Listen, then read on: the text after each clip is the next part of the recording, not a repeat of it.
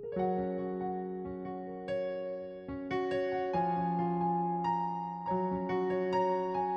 selamat malam Bapak Ibu dan saudara-saudara yang terkasih dalam Tuhan Yesus Kristus.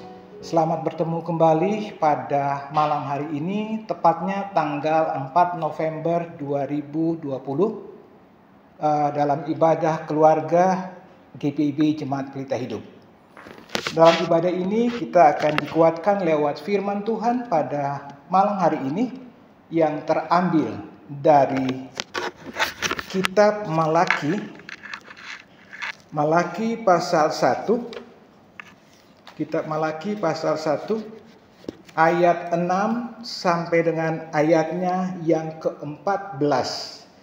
Kitab Malaki 1 ayat 6 sampai dengan ayatnya yang ke-14.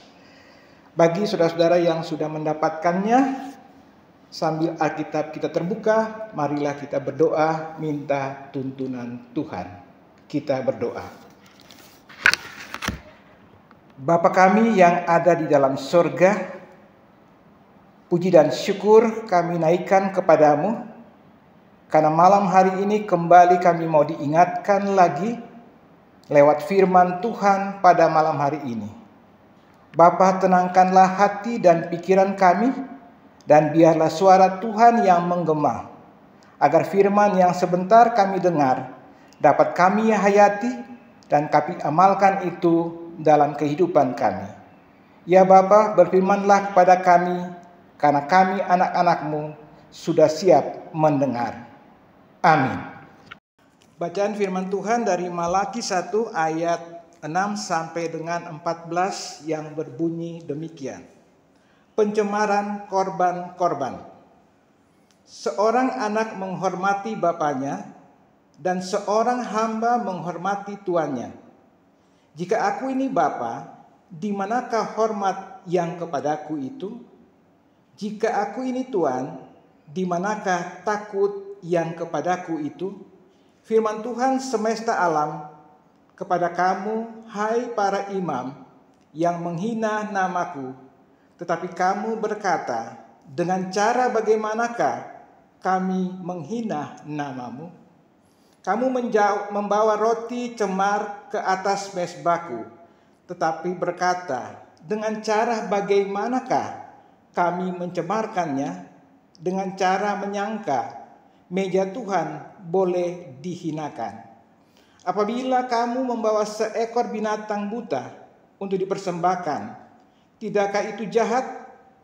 Apabila kamu membawa binatang yang timpang dan sakit, tidakkah itu jahat? Cobalah menyampaikan kepada bupatimu, apakah ia berkenan kepadamu, apalagi menyambut engkau dengan baik. Firman Tuhan semesta alam. Maka sekarang cobalah melunakkan hati Allah, supaya ia mengasihani kita. Oleh tangan kamulah terjadilah hal itu. Masakan ia akan menyambut salah seorang daripadamu dengan baik.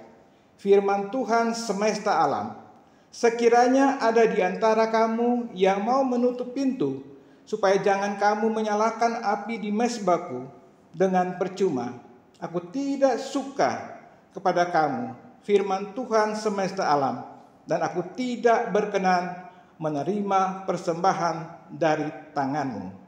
Sebab dari terbitnya sampai kepada terbenamnya matahari, namaku besar, dan di antara bangsa-bangsa, dan setiap tempat dibakar dan dipersembahkan korban bagi namaku, dan juga korban sajian yang tahir, sebab namaku besar di antara bangsa-bangsa.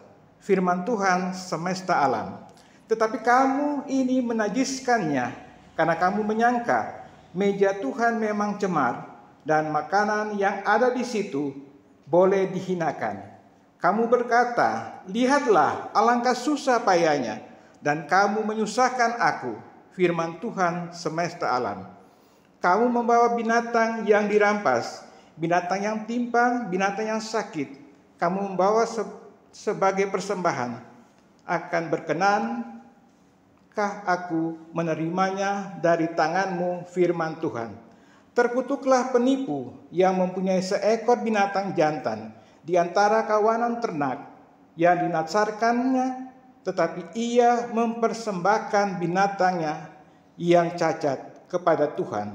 Sebab aku ini raja yang besar, firman Tuhan semesta alam, dan namaku ditakuti di antara bangsa-bangsa. Demikianlah firman Tuhan. Saudara-saudaraku yang terkasih di dalam Tuhan kita Yesus Kristus, bacaan yang baru saja kita baca yang terambil dari kitab Malaki 1 ayat 6 sampai dengan 14 sesuai dengan sabda bina umat diberikan judul hormati selayaknya. Kalau kita bicara hormati selayaknya, berarti kita berbicara tentang perilaku dari seseorang. Apakah perilaku anak terhadap orang tua? Apakah perilaku murid terhadap guru? Tetapi itu merupakan perilaku. Bapak Ibu yang terkasih di dalam Tuhan kita Yesus Kristus, malam ini khotbah kita dengan judul hormati selayaknya. Terkadang kita pernah menerima keluhan dari seseorang, baik yang kita kenal ataupun yang tidak kita kenal. Pertanyaannya adalah, apa yang kita lakukan di dalam merespon keluhan yang mereka utarakan kepada kita? Tentu respon yang kita berikan, kita kembali mengoreksi apakah apa yang mereka katakan ini benar atau tidak. Kalau ternyata itu benar, kita harus melakukan koreksi. Sehingga pada masa yang akan datang, kita tidak perlu lagi berbuat kesalahan yang sama. Saudara-saudaraku yang terkasih di dalam Tuhan Yesus Kristus, dalam pembacaan hari ini, kita melihat bahwa Allah mengajukan beberapa pertanyaan yang mengandung keluhan terhadap para imam. Mereka yang seharusnya menghormati kekudusan Allah, yang dimana apabila kita baca lebih dalam lagi, kita melihat justru sesuatu yang terjadi sebaliknya, dan justru cenderung melihatkan bahwa mereka tidak takut kepadanya. Padahal semestinya mereka menghormati Allah selayaknya seorang anak kepada Bapa atau seorang hamba kepada Tuannya. Itu terlihat di dalam ayatnya yang ke-6. Para imam pada waktu itu jelas-jelas terlihat bahwa mereka telah menghina nama Allah. Penghinaan itu dilakukan dengan membawa persembahan yang tidak layak kepada Allah, seperti roti yang tercemar di ayatnya yang ke-7, dan juga membawa hewan kurban yang cacat. Itu dapat kita lihat di ayatnya yang ke-8. Jadi yang buruk adalah untuk Tuhan, sementara yang baik mereka simpan sendiri. Tuhan bahkan mengibaratkan jika hewan-hewan yang cacat tersebut disampaikan kepada seorang bupati atau pemimpin bangsa Israel, pasti bupati itu tidak berkenan terhadap hewan itu. Kita lihat di ayat 8b. Tentunya kita akan berpikir, kalau manusia saja tidak berkenan terhadap hewan tersebut, apalagi Tuhan. Hal itu sesungguhnya membuat Tuhan murka dan Tuhan marah. Saudara-saudara yang terkasih, kemarahan Tuhan bukanlah karena sedikitnya kuantitas hewan yang dipersembahkan kepada Tuhan, tetapi karena kualitas hewan yang dipersembahkan jauh di bawah apa yang Tuhan inginkan. Sekali lagi saya ingatkan, kemurahan Tuhan bukan karena sedikitnya kuantitas hewan yang dipersembahkan kepada Tuhan, tetapi karena kualitas hewan yang dipersembahkan itu jauh di bawah apa yang Tuhan inginkan. Ingatkah tentang persembahan seorang janda? Markus 12 ayat 41 sampai dengan 44. Yesus mengatakan janda miskin yang memasuki sedikit uang itu justru memberi lebih banyak daripada orang lainnya. Karena janda miskin tersebut memberi dari apa yang dimilikinya. Bahkan dari seluruh nafkahnya, Tuhan melihat kualitas persembahan janda tersebut. Saudara-saudara yang terkasih di dalam Tuhan kita Yesus Kristus, apa yang terjadi selanjutnya? Kita dapat lihat bahwa Allah berkata bahwa lebih baik rumah Tuhan ditutup saja. Alasannya, sekalipun mereka datang beribadah dan mempersembahkan kurban Allah, tidak menyukainya.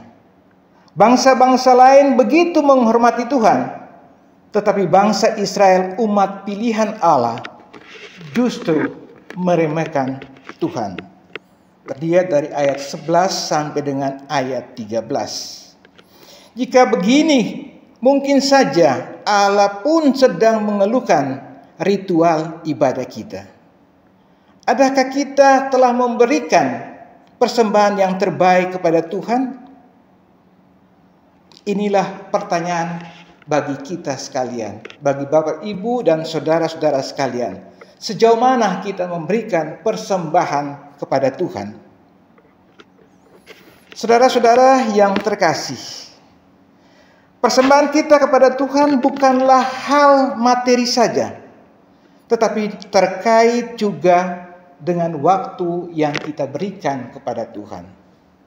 Jadi kita tidak terpaku dengan persembahan yang hanya semata-mata kita melihat dari materi, tetapi bagaimana wujud nyatakan itu lewat kita menyiapkan waktu kita untuk kita persembahkan kepada Tuhan lewat pelayanan yang kita lakukan. Hal ini berkaitan dengan saudara-saudara kita yang baru saja diteguhkan menjadi pengurus Pelkat.